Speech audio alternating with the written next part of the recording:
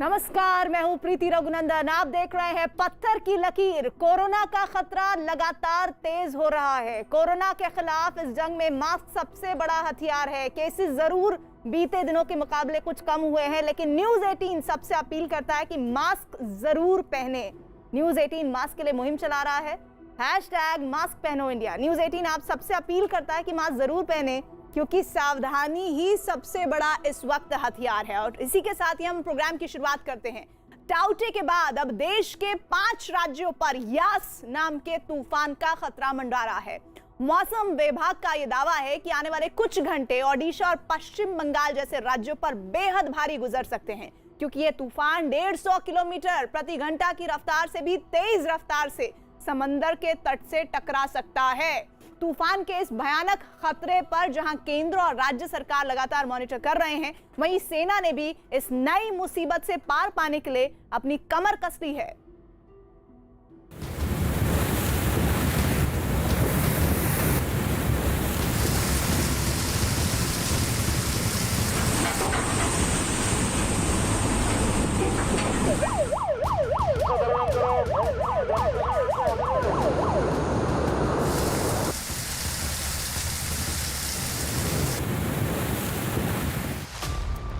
टाउटे के बाद यास की दहशत।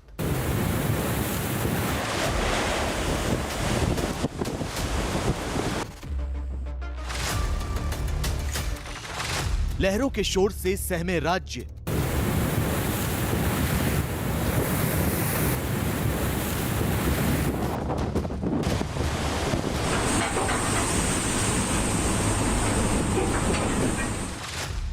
कहीं रस्सियों से बांधे गए जहाज,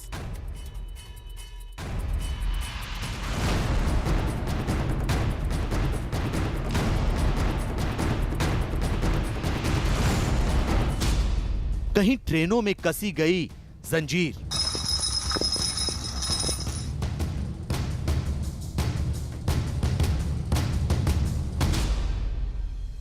ये 6 तस्वीरें उस यास नाम के तूफान के ट्रेलर की हैं, जिसने देश के 5 राज्यों में हड़कंप मचा दिया है। दावा किया जा रहा है कि अगले कुछ घंटों में ये तूफान समंदर के किनारों से टकरा सकता है। मौसम विभाग के मुताबिक आंध्र प्रदेश, तमिलनाडु, पश्चिम बंगाल, ओडिशा और अंडमान निकोबार के तट पर यास का भारी खतरा बना हुआ है। लेकिन सबसे बड़ी चुनौती है पश्चिम बंगाल के सामने, जिसने कुछ ही महीनों पहले अम्फान जैसे खतरनाक तूफान का सामना किया है। चक्रवाती तूफान यास ने दस्तक दी है और उसका असर अब यहाँ पर दिखने लगा है। पूर्वी मिदनापुर का दीघा, यहाँ पर समुद्र पूरी तरह से उफान पर है। एक तरफ पूर्णिमा और दूसरी तरफ ये साइक्लोन। दोनों कारणों से समुद्र पूरी तरह से उफान पर है। बारिश शुरू हो चुकी है और कल सुबह जब ये तूफान जमीन से आकर टकराएगा तो हवाओं की गति 145 से लेकर 165 किलोमीटर और गस्टिंग स्पीड 185 किलोमीटर तक रह सकती है। वेरी सीवियर साइक्लोन की श्रेणी में ये यास साइक्लोन आ रहा है, जो भयंकर विनाश मचा सकता है, जिसके मद्देनजर राज्य सरकार ने पूरी तैयारी कर ली है। एनडीआरएफ की टीम में तैनात हैं। 8 लाख से ज़्यादा लोगों को उनके घरों से निकालकर सुरक्षित जगहों पर ले जाया गया है।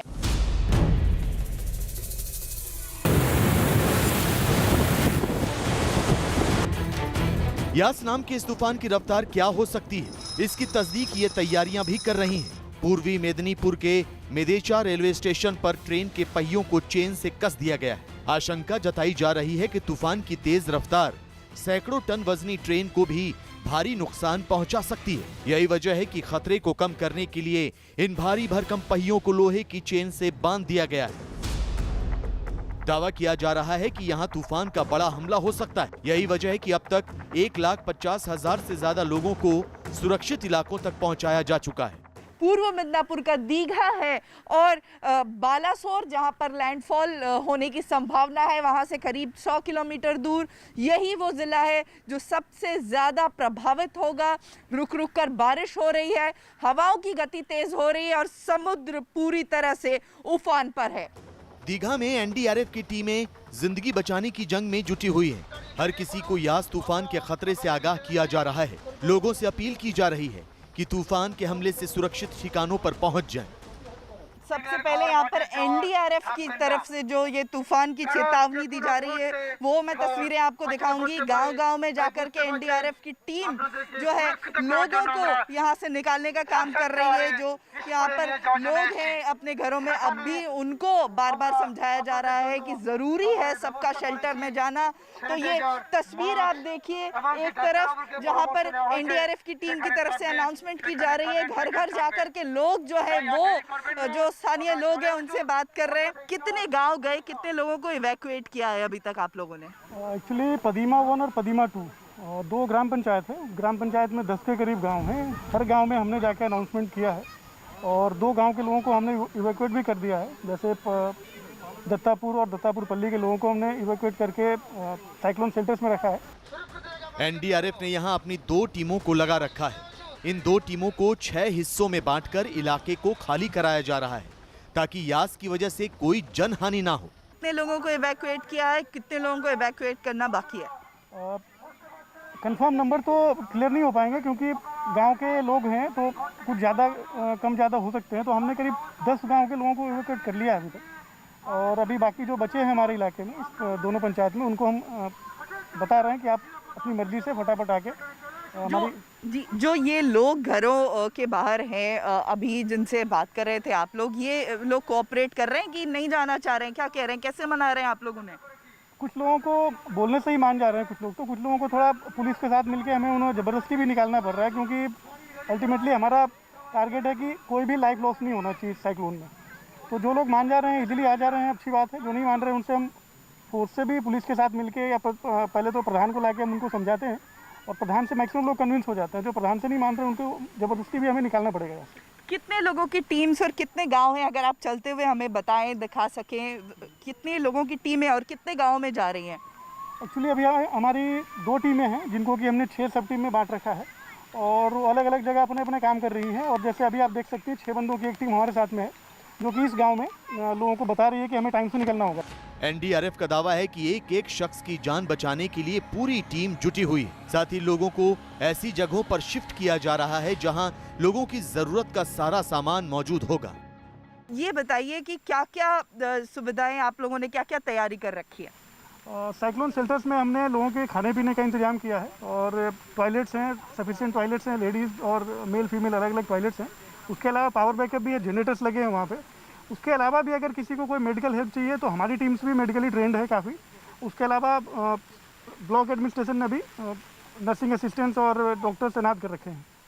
कोरोना के चलते क्या जिन्हें सिम्टम्स हैं उनके लिए कोई अलग व्यवस्था, क्या कैसे ये मैनेज कर रहे हैं आप? जो सिम्टोमेटिक केसेस हैं उसके लिए स्टेट एडमिनिस्ट्रेशन ने अलग से शेल्टर्स बनाए हैं, उनको अलग रखा जा रहा है। जो भी सिम्टोमेटिक केसेस थे या जो आइसोलेटेड थे अपने घर में, उनके लिए अलग व्यवस्था की गई है और बाकी जो एसिम्टोमेटिक हैं या जिनमें कोई लक्षण नहीं है उनके लिए अलग किया गया। अम्फान का कहर झेलने के बाद एक बार फिर यहाँ के लोग यास के खतरे की वजह से सुरक्षित ठिकानों का रुख कर रहे हैं।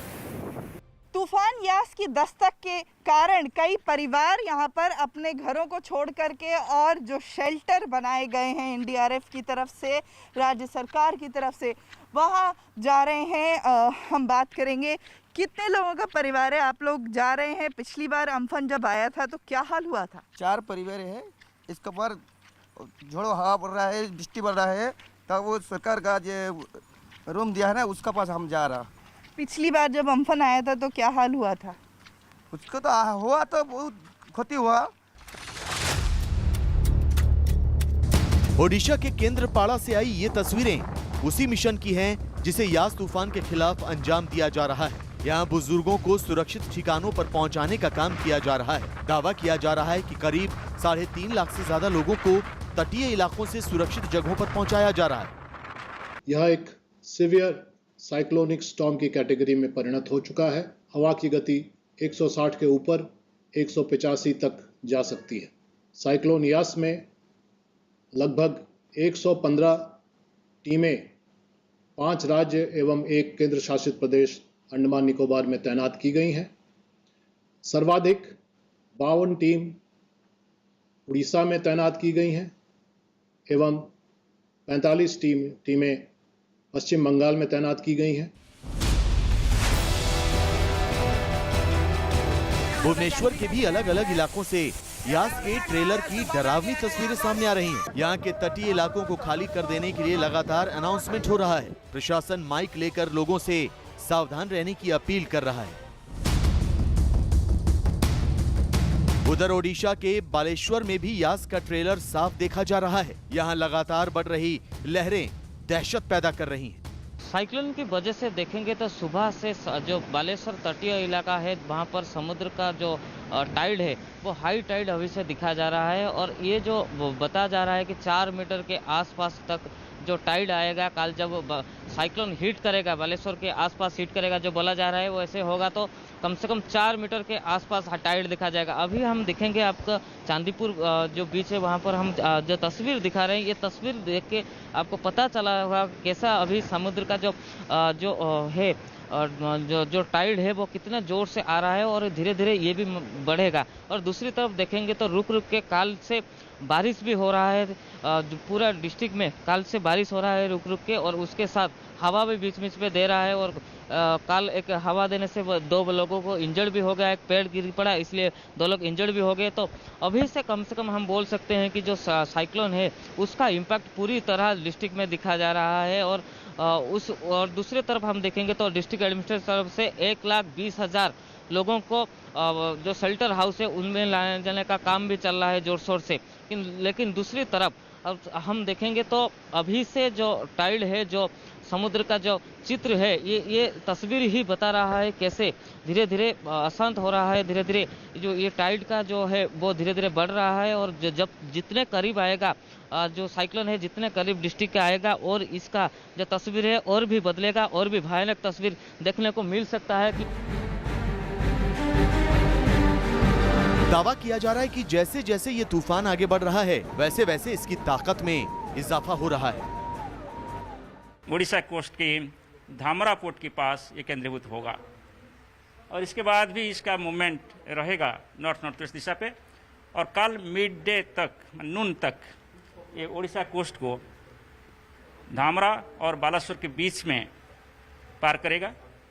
तब इसका जो विंड स्पीड होगा वो है 155 to 165 वेस्ट 185।